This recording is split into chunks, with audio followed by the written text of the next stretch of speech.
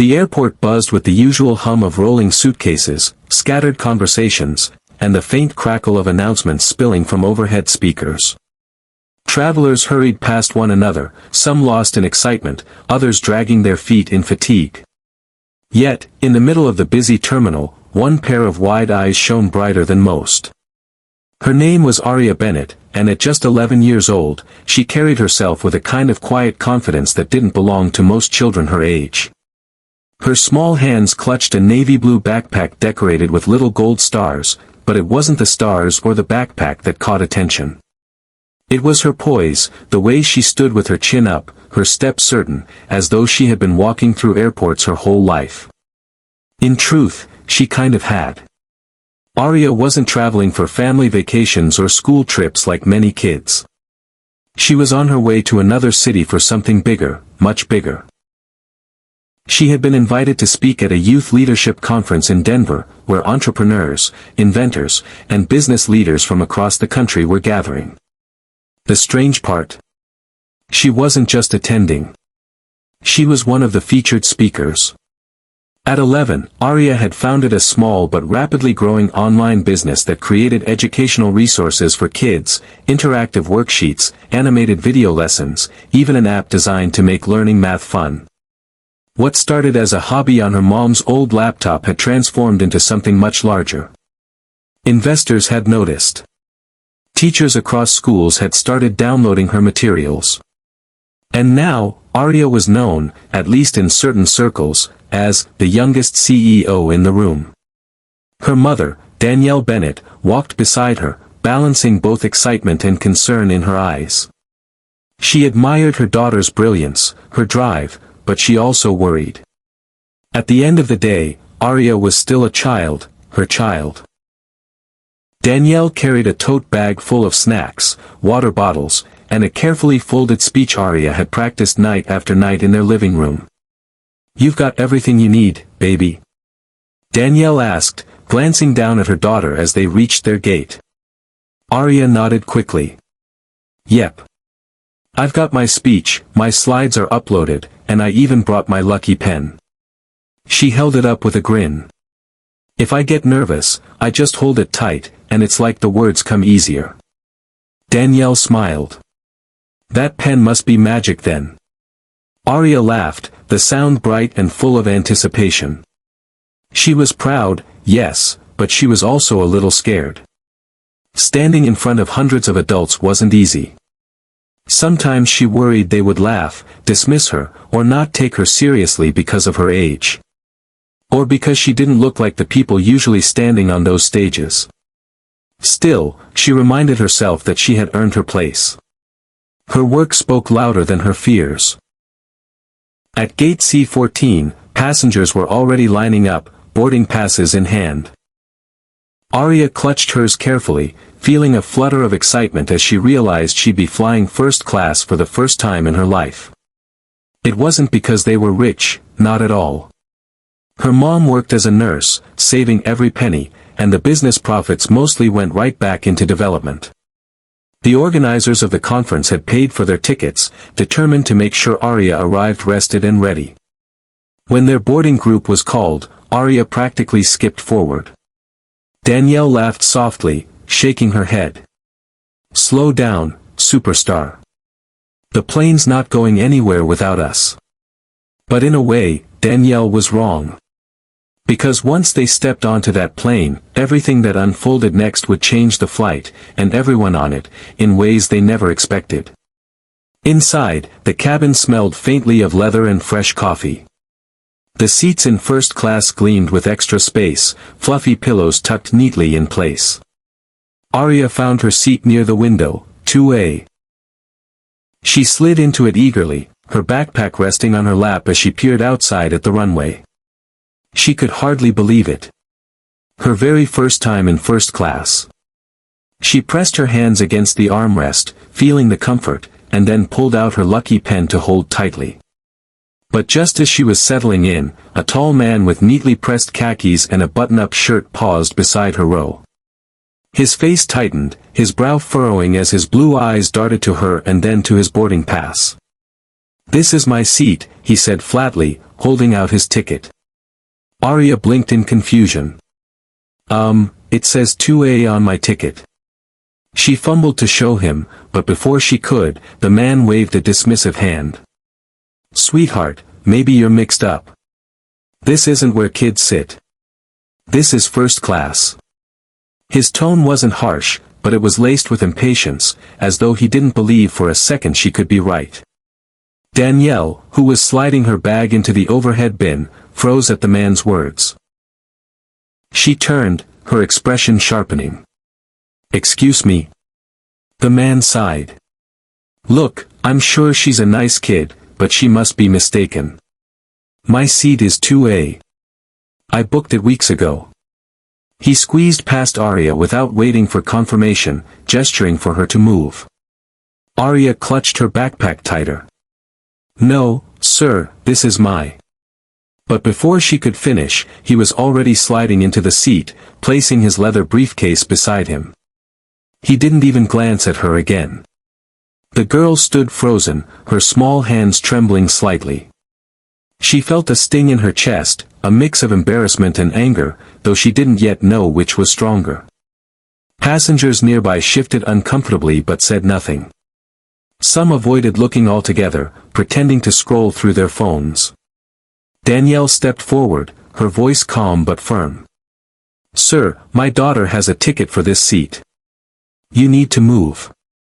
The man gave her a clipped smile. "Ma'am, with all due respect, there must be some kind of mistake.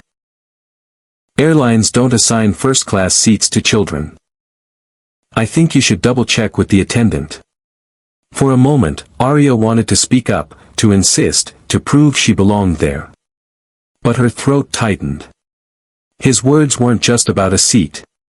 They carried something heavier, something that told her she didn't belong in that space because of who she was and how she looked. And in that moment, all the confidence she carried into the airport began to waver. Danielle motioned for her daughter to stand beside her and then caught the attention of the flight attendant. "Excuse me, there seems to be a problem with the seating. My daughter has a ticket for 2A, but this gentleman has taken her seat." The attendant, a woman with a polished smile and clipboard in hand, approached quickly. She checked both tickets, glancing from Arya's small frame to the man's towering figure. Something flickered in her eyes, almost like hesitation, before she forced a smile. "I'll sort this out. Please give me a moment." But before she could walk away, the man leaned closer. "It's simple. I paid for 2A. I've flown this route dozens of times. Maybe the child is confused or maybe the system glitched. Either way, I think we all know where she should sit. Why don't you put her in economy where she belongs?" The words landed heavy. Arya felt her cheeks flush hot. Danielle's heart pounded as she squeezed her daughter's hand. She could see Arya's courage crumbling, the brightness in her eyes dimming. The attendant's polite expression faltered. "Sir, please lower your voice. Let me check the manifest." She walked briskly toward the front of the cabin. Danielle knelt beside Arya, brushing a strand of hair from her face. "Don't you let him make you think you don't belong here," she whispered fiercely. "You worked hard for everything you have. This seat is yours." Arya nodded, though her throat still felt tight.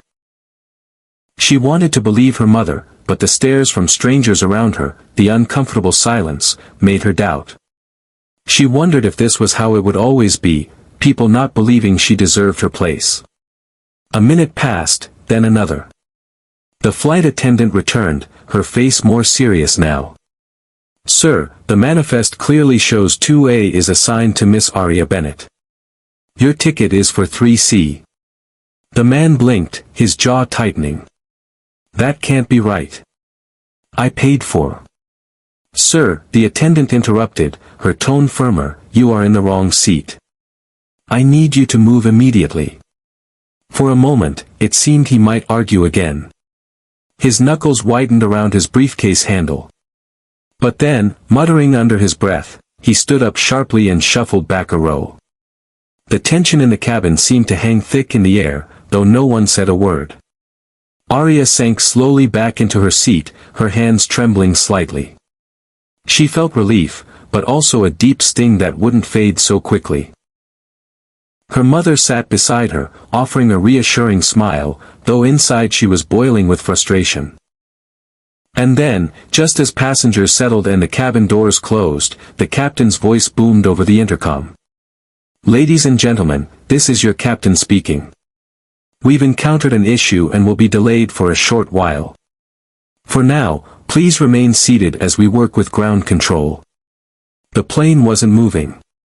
What no one knew yet was that the flight wasn't just delayed. Within minutes, it would be grounded entirely, and everything that had just happened between a little girl, her mother, and a passenger who thought she didn't belong would suddenly matter far more than anyone could have imagined. The hum of the engines fell silent, replaced by an uneasy quiet that rippled through the cabin. Passengers shifted in their seats, exchanging worried glances. Arya pressed her forehead against the cool window, staring at the motionless runway. Her chest still ached from the sting of being pushed aside, and now the delay only tightened the knot in her stomach. Danielle reached over, resting her hand gently on her daughter's. "It's okay, sweetheart. Whatever's happening, we'll be fine." But Arya didn't answer right away. Her thoughts replayed the man's dismissive words, looping in her head like a broken recording. Maybe she really didn't belong in this seat. Maybe she was out of place. As if sensing her doubt, Danielle leaned closer. "Do you remember what you told me when you first started building your website? You said, if kids don't see people like them learning and leading, they'll think they can't do it. You didn't just say it, you lived it. Don't you dare let him take that away from you." Arya blinked quickly, fighting the prick of tears. Her mom was right, but her heart still felt heavy. Suddenly, the flight attendant returned, her expression tight but professional. "Ladies and gentlemen, we'll need to ask for patience. The flight will remain grounded until security completes a quick review." Murmurs spread instantly. "Security? What happened?" one man whispered. "Did someone bring something on board?" The attendant didn't elaborate, only assured them it would be resolved. But inside, tension climbed higher. In row 3, the man who had taken Arya's seat sat stiffly, arms crossed. His jaw worked back and forth, eyes fixed straight ahead as though daring anyone to challenge him again. Yet his posture betrayed unease. Minutes stretched. Finally, 2 uniformed security officers stepped into the cabin, their presence sending a hush across the room. They spoke briefly with the flight crew, then walked directly toward rows 2 and 3. Danielle's heart jumped. Arya sat frozen, eyes wide. The lead officer stopped near their row. "We received a report of a disturbance during boarding," he said evenly, his gaze sweeping between Danielle, Arya, and the man behind them. "We need to clarify what happened before this flight can continue." The man in 3C immediately straightened. "Yes, officer." There was confusion, but it's all cleared up now. The girl was in the wrong seat, but she's been corrected. Arya's stomach dropped. Her mouth opened, but no words came. Danielle's voice cut sharply through the silence. "That's not true. My daughter was in her rightful seat. He took it from her and insisted she didn't belong here." The officer looked between them. "Miss, can we see your boarding pass?" Arya's hands shook as she pulled the crumpled ticket from her backpack. She passed it over, her heart hammering in her chest. The officer studied it, then compared it to the manifest on his tablet. His brow lifted slightly. "Seat 2A. Assigned to Arya Bennett." He turned to the man. "And your pass?" The man's lips tightened, but he handed it over reluctantly. 3C, the officer read aloud. He looked back at Arya, then at the passenger. "So it appears she was correct all along." Whispers rippled through the cabin. Some passengers glanced at Arya with a new softness, guilt flickering in their eyes for not speaking up sooner. The officer's voice hardened. Sir, why did you tell us otherwise? The man shifted uncomfortably, then muttered, I must have misread. Honest mistake. But the officer didn't look convinced. Sir, several witnesses confirm you insisted the child didn't belong in first class. That's not a misunderstanding, that's harassment. Aria's heart raced. For the first time since stepping on the plane, she felt seen. The second officer leaned down to Aria's level, his tone gentler. Did he say anything to you directly, miss? Aria hesitated, glancing at her mom. Danielle gave her an encouraging nod. He told me kids don't sit in first class. He said I should go to economy. But I had the right ticket. Her voice wavered, but the strength underneath it was undeniable. The officer nodded solemnly. He straightened and turned back to the man. Sir, please gather your belongings. You'll need to deplane with us. Gasps broke out across the cabin. The man's face flushed a deep red. What? This is ridiculous. I paid for this ticket. You can't throw me off for a misunderstanding. But the officer didn't budge. You've disrupted the flight, and your behavior toward this passenger was unacceptable. You'll have to discuss it further with ground staff. For a tense moment, it seemed the man might argue again. Then, with a sharp huff, he snatched his briefcase and shoved past the row. The cabin watched in silence as security escorted him out. When the door closed behind them, the captain's voice returned. Ladies and gentlemen, thank you for your patience. We'll resume preparations for departure shortly. Relief rippled through the air. Passengers shifted, whispering to one another. But now, the eyes that turned toward Aria weren't dismissive. They were curious, even admiring. The woman across the aisle leaned over. Sweetheart, I saw the whole thing. You handled that with more grace than most adults could. Don't let anyone dim your light. Aria blinked, startled by the kindness. She nodded shyly, clutching her lucky pen again. Danielle squeezed her hand. See? You belong here. And not just here, everywhere you set your mind to go. The plane began to taxi slowly. Aria stared out the window, the sting of humiliation still lingering, but something stronger rising within her now. She thought about the stage waiting for her in Denver. About the hundreds of eyes that would be on her, some perhaps doubting her just like the man in 3C. But she realized she wasn't just going to speak for herself. She was speaking for every kid who had ever been told they didn't belong. The engines roared to life. As the plane lifted into the sky, Aria tightened her grip on her pen, her jaw set with quiet determination. She didn't know it yet, but by the time this flight landed, her story wouldn't just be her own anymore. The plane soared high above the clouds, but Aria barely noticed the shifting blue and white outside her window. Her mind was alive with thoughts. About what had just happened, about the man's words, and about the fact that everyone on this plane had seen her stand her ground, even if her voice had trembled while doing it. She sat quietly, clutching her pen, when the woman across the aisle leaned over again. Honey, what's your name? Aria, she said softly. Well, Aria, the woman smiled, I just want you to know I admire you. I've got a granddaughter about your age, and I hope she carries herself with the same courage you just showed. Aria blinked. The compliment sank deep into her heart, slowly dissolving the last of her shame. Thank you, she whispered. Danielle rested her hand on her daughter's shoulder. See, baby. Even when people try to put you down, the way you carry yourself lifts others up. That's leadership. The word rang in Aria's ears, leadership. It was the very reason she was flying to Denver. Yet here she was, learning that leadership didn't always look like standing on a stage or writing a speech. Sometimes, leadership was just refusing to shrink, even when someone told you that you didn't belong.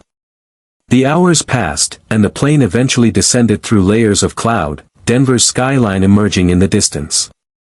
When the wheels touched the ground, Aria exhaled a breath she hadn't realized she was holding. As the passengers disembarked, several stopped to give her encouraging nods or quiet words of support. One older man paused, adjusting his cap. "Young lady, you remind me of my daughter when she was your age. Don't you ever stop chasing what you're chasing. The world needs voices like yours." Aria's cheeks flushed, but this time not from embarrassment. From pride. Outside the terminal, a driver held a sign with their names. He guided them into a car headed for the hotel where the conference was being held. Aria pressed her forehead against the window, watching the city lights flicker past.